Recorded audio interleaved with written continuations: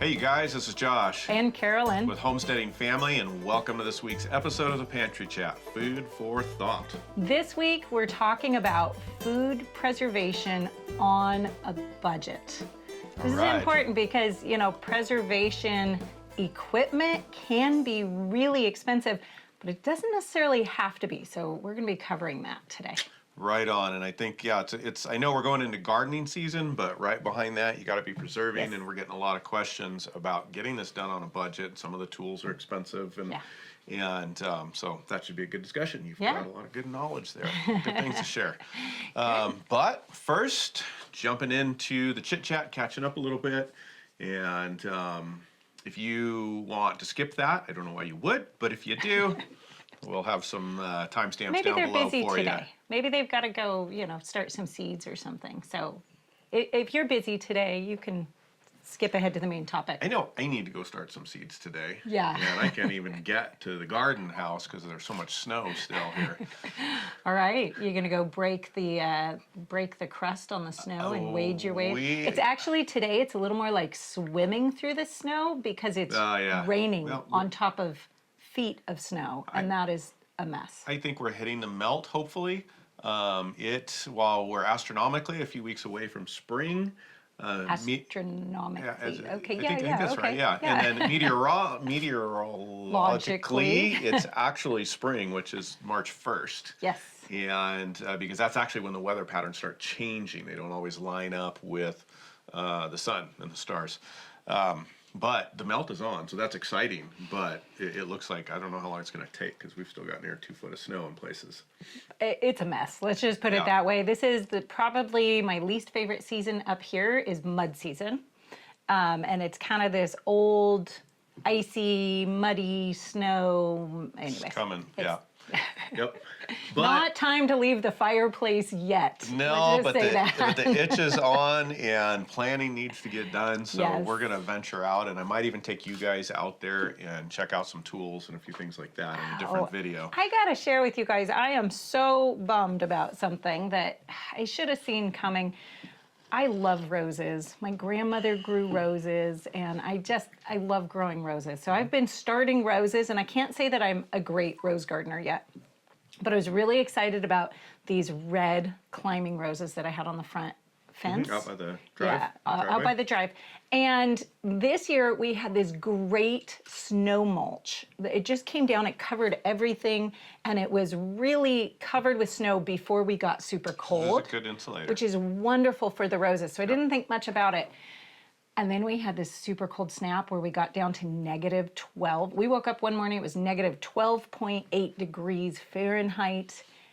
And I went out the next day and looked, and the snow had melted. And we had a bunch of warm before that. Right, Sorry, to give some context, we actually had a January thaw. Then it got really cold. And it really melted, and it exposed some of the rows and lost some of that cover. Yeah. And then this. So I just walked out and saw that the whole heads of the row, I mean, there's still the main stalk. The body will be okay. The rose itself will be fine, but they were getting some real nice growth, and they are toasted. They are gone. There's no hope for those particular branches. And I should have run out and covered them, but I just didn't realize the extent to which the snow had melted and exposed them. So I'm kind of Well, there is so much snow everywhere. It's piled up like 8 feet high in places. It is. Yeah. So anyway. So that's leading right into, hey, what's going on? What's up with you? So I've been doing a teeny bit of seed starting. I got my onions done, finally. So the onions are up. They're looking good. They're off to a great start. I'm really excited about that. And you guys, last year I created this great seed starting system in the kitchen, shelves, lights, everything. And I really pictured it was just going to be there for seed starting season. And then it turned into my kitchen shelving. Why move it? It's there. It's handy. It works. It is completely covered with like baskets of onions and garlic and dried herbs and all these great things there. Now I've got to I got to move all that stuff and figure out where to put them so we can start the seeds on the seed starting shelf. And I was going to say, we were talking before we started rolling about various pressures right now in our life and feeling the pressure, and I've got to pressure you to get that done because I'm gonna wade through the snow to go get some hopefully starting soil and some little starter pots. Starter cells and everything. Got to get peppers going here quick. Yeah, we're a little late actually already. And they need some space on the shelf. Yeah. So I'm adding to the pressure. Sorry Okay. about that. That's all right. We can take it. So I've not been doing that. But the one thing that I'm really trying to do, and we talked about it last week a little bit when I was pulling out all that lard out of the freezer, all the fat out of the freezer and rendering all that lard, I'm trying to get ahead of all those projects that kind of stack up on you, and they're easy to put off until all of a sudden they cause a problem. One of those things is the amount of extra meat that we have in the freezer right now, namely gigantic birds.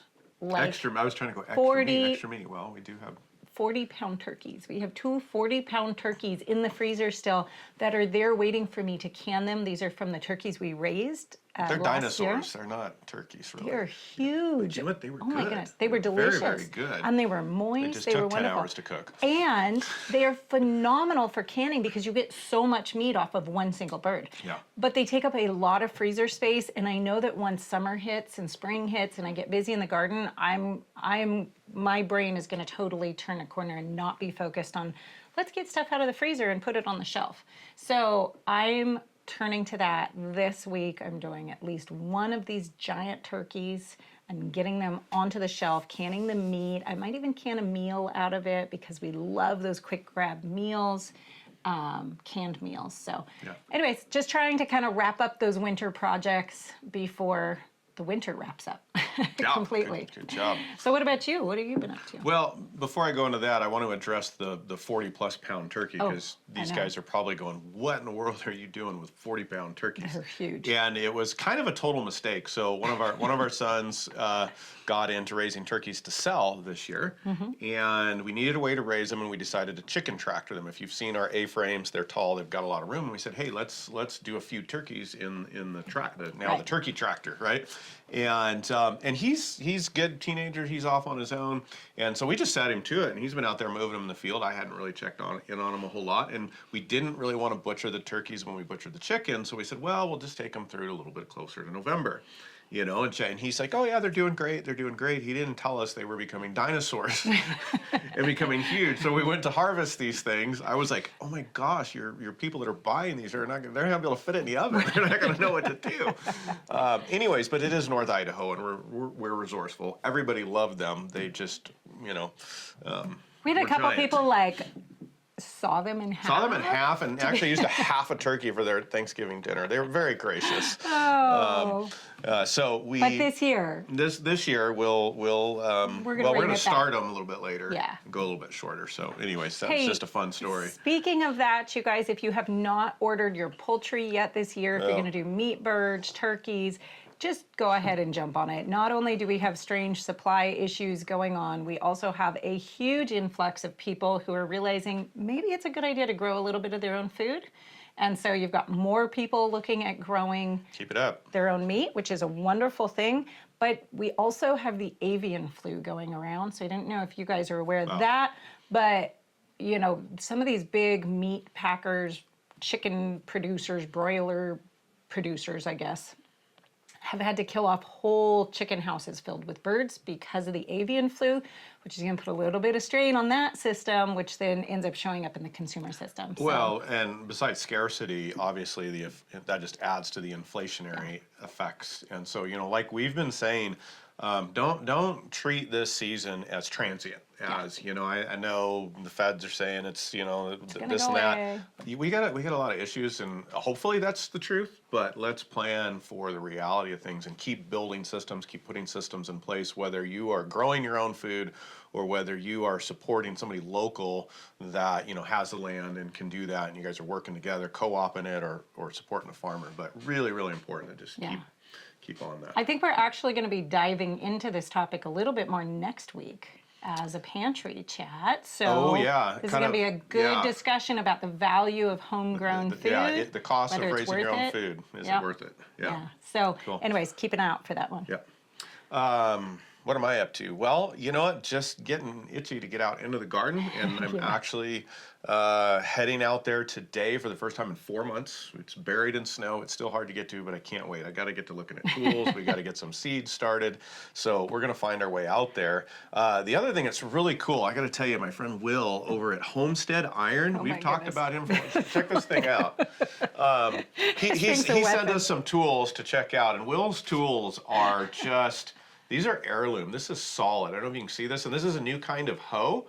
And I generally like a stirrup hoe, but I think there are some challenges in building, you know, to the level that he likes to create things. A stirrup hoe, this looks like it's going to work just as good. It doesn't have to go very far down into the soil. It doesn't disturb the soil a lot.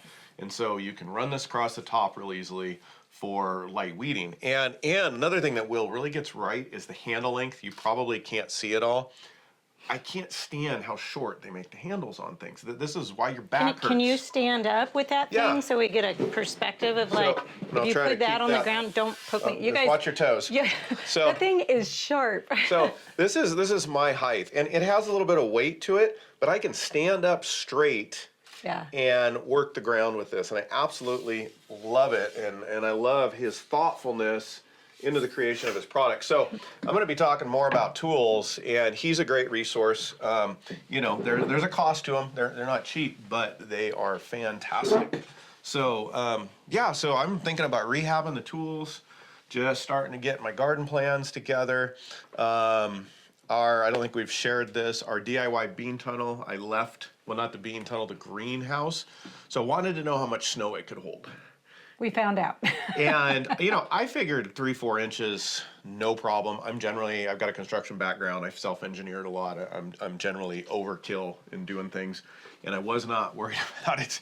And it literally, I don't even think it was 3 inches. And I looked out one day. And it was collapsed. Flat on the ground. Completely flat. And now it's buried in nearly 2 foot of snow. So I'm going to poke around at that and just trying to get the engines revved up and get things moving, even though we've got to wait for the snow to melt. Yeah. Yeah. You know, I do want to address this tool for a second, because it's so easy to get in the mindset that you'll just get the cheap thing because it's cheap and you feel like, well, you know, it'll probably last for long enough. I have now done that for a few years. I've gotten spades just from the hardware store, gone and gotten a new spade. You know what? I have broken or bent every single one of those. And it's like, how many years of the cheap version do you buy it over and over again before it's totally worth the expensive version that you never have to buy again? I mean, this thing we're going to pass down to the kids. Well, this thing is not going to get broken. This thing is so heavy duty, you guys. It might be the most dangerous piece of equipment we have on the homestead because it's so sharp. But, you know, we've got to get out of this mindset of, oh, I'll just buy the cheap one and put the money into the thing that's going to last you. You don't end up wasting the time. You don't end up trying to fix it. I mean, I'm out there trying to bend back my spades going, I didn't think I put that much, pressure on the thing. And so this is really a mindset shift. We've gotten so used to having cheap, available things. Yep. We really have to stop thinking that way and go backwards and say, buy it once, buy it well, buy a really good quality thing. And this just absolutely falls into that. So I'm really excited about these tools. And you've got that spade that will I have last you the rest of your life now. And it's a one-time purchase. So we want to avoid cheap and find value. Sometimes you can find value that's not very expensive. Right. Sometimes you've got to pay a little more for value, but we want to line those up instead of sometimes in the homesteader mentality, we're trying to DIY everything. We've got low budgets, and so we go cheap, and we end up causing ourselves more problem than it's worth. When, like you said, it's how much of a pain it is when you're working in the soil and that spade breaks. Yeah. And you got to stop. You can't find another one. Whatever it is, it totally interrupts. And you had maybe an hour to get out in the garden before you go on the homeschooling or getting dinner ready or whatever it is. Yeah. And it screws things up. It does. It absolutely does. And hey, I believe we'll get you a link down below, and I believe that Homestead An, there's also a discount for you with a code, so we'll get that down there below if you want to go check out their tools. Don't reach for a serving spoon from the kitchen. If your spade breaks, they don't work any better. Just saying. Nobody told me. Okay, today we have 2 questions of the day. We're getting a lot of great questions, so we thought we better cover a couple of them. Cool. All right, so E. Kirby on canning chicken says, could I add a different kind of seasoning, like taco or ranch seasoning? I love that idea. I'm a beginner, and I've seen some people say you can't. Help. Why wouldn't you be able to add different seasoning? Well, this is a really good question because you just can't add a pre-mixed store-bought mix of seasoning because there are things that are not supposed to be in your canned goods that you're not supposed to have in there. So that's why if you go and you read canning recipes and it says add all these individual spices and you're like, gee, it'd be a lot easier just to reach for my good old Italian seasoning mix. The reason for that is sometimes those seasoning mix contain things that are not safety approved for canning. You know, I mean, sometimes, let's be real, those seasoning mixes contain things that should not be safety approved for consumption either. Yep. So if you're making your own mixes and you know that what you're dealing with are dry spices and seasonings in there only, you don't have thickening gums, you don't have fillers, you don't have all of that, then you bet you can absolutely change out the spices. Just keep it to the same ratio of dry spice as the recipe comes in, the tested or approved recipe, and you can absolutely do that.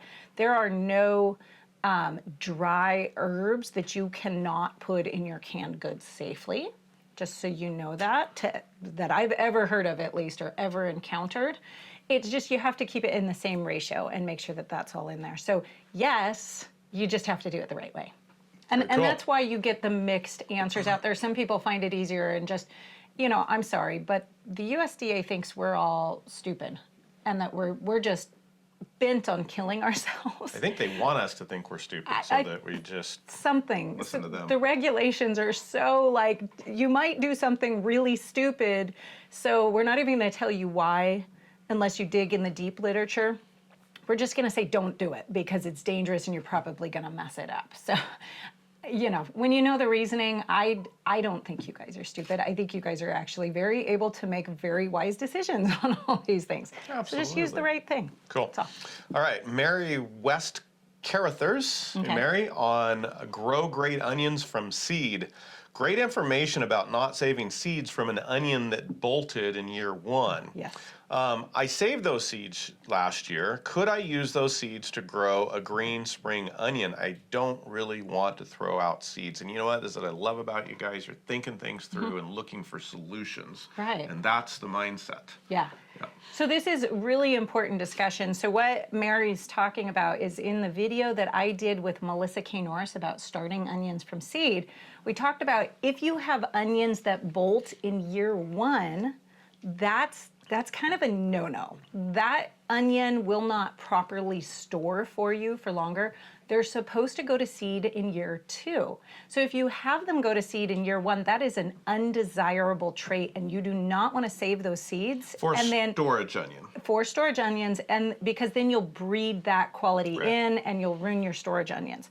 However, if you don't want to use them for storage onions, there's no reason you can't use them for, spring onions. She's talking about green onions, microgreen onions or sprouts. You could absolutely use it for all of those things. That would be fine. You just have to know that if that gets mixed in with your good storage onions, you're causing yourself a problem. So just make sure you keep them separate, keep them labeled well, and understand the problem with them. Don't go allow those to bolt and go to seed while you've then got, you know, some storage onion second year or something, and all of that. So. Personally, for me, because I know how easy things get messed up, I'd rather just throw those to the chickens, let them have them, and then just keep the really good seeds.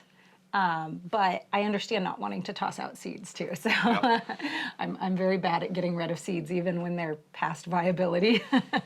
Yeah, I know. You want to make the most out of all our resources. That's getting that value out of what we have. It really is. So cool. So we've got another question here, or a series of questions that really just lead into, I think, the topic at hand. Yeah, this is the question for the main topic today. At home with Bear.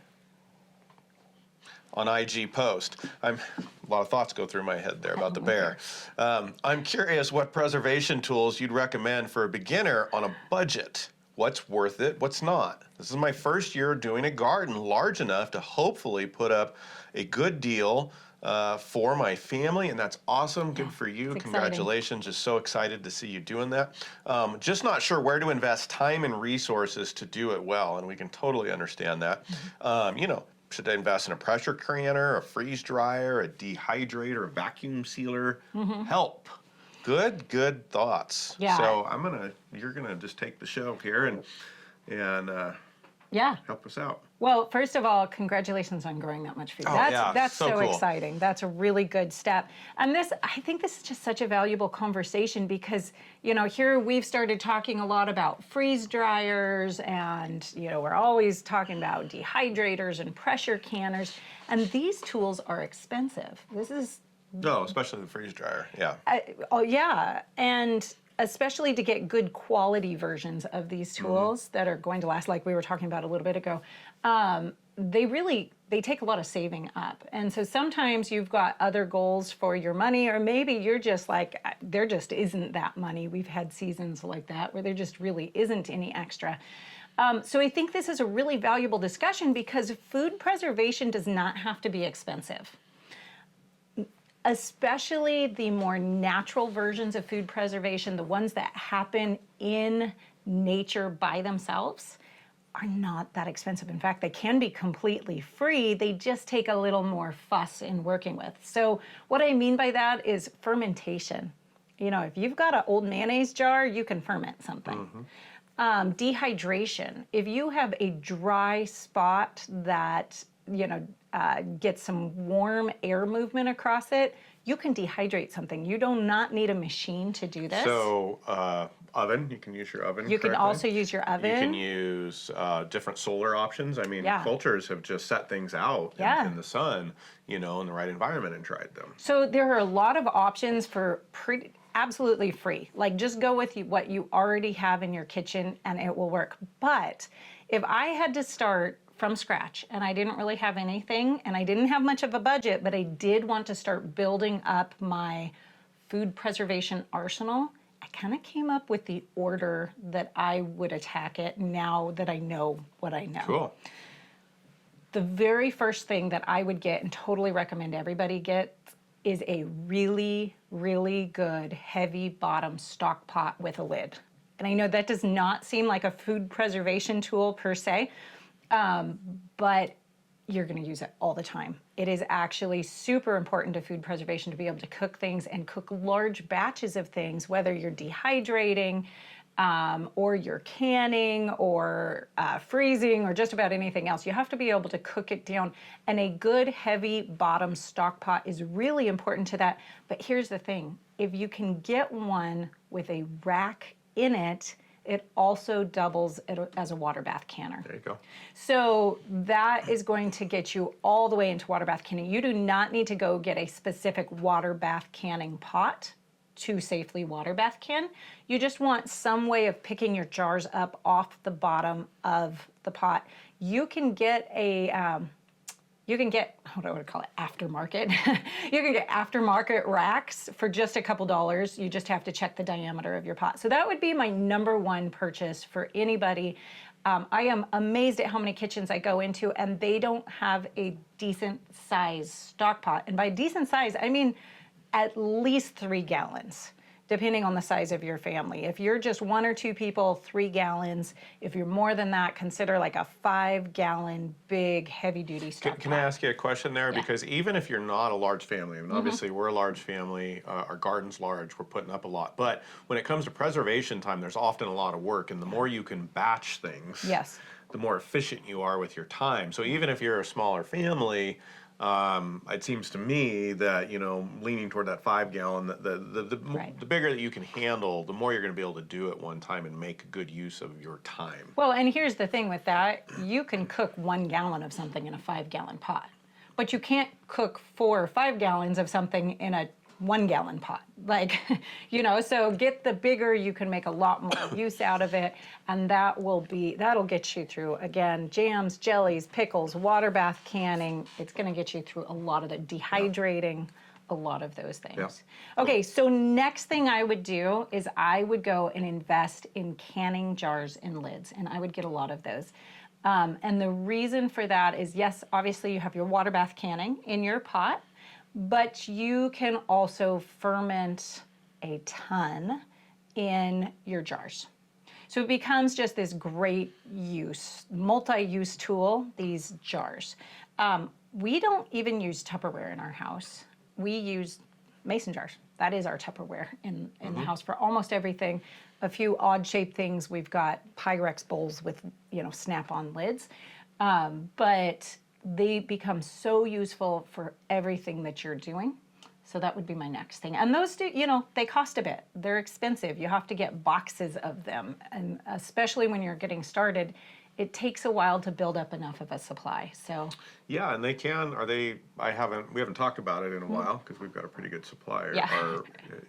What are you hearing? Or is it pretty easy to get a hold of jars right now? It kind of comes and goes. Still it's like coming and going. They come in a surge and you get a whole bunch of one kind and then they disappear and you can't get them anymore. It's always hard to tell what's a localized problem for us because we're certifiably in the middle of nowhere. So we're kind of into the line for getting supplies up in our local area.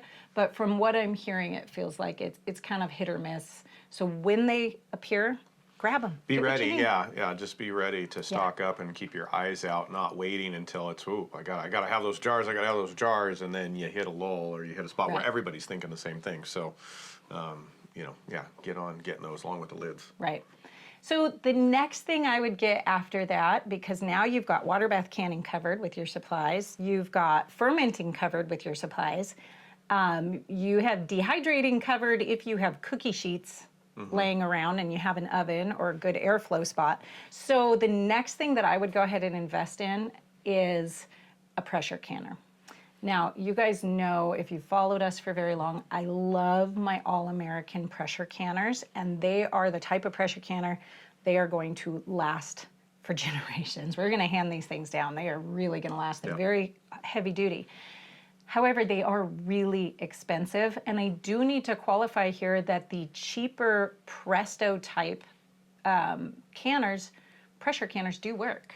They work fine, right? They work fine. They're not going to last as long. They've got parts that need to be updated and maintained every single year. So I feel like they're a little bit more of a fuss. But, sometimes what you have is the ability and the time for fuss and not the funds. Yeah. So go ahead and get yourself one of those. That would be kind of my next level thing. And then after that would be go ahead and get yourself a decent dehydrator, electric dehydrator. You can dehydrate out in the sun. It is very challenging to get a consistently good product without watching it really, really closely. And you read about some of these old, some of the Native American tribes that would dehydrate all the time.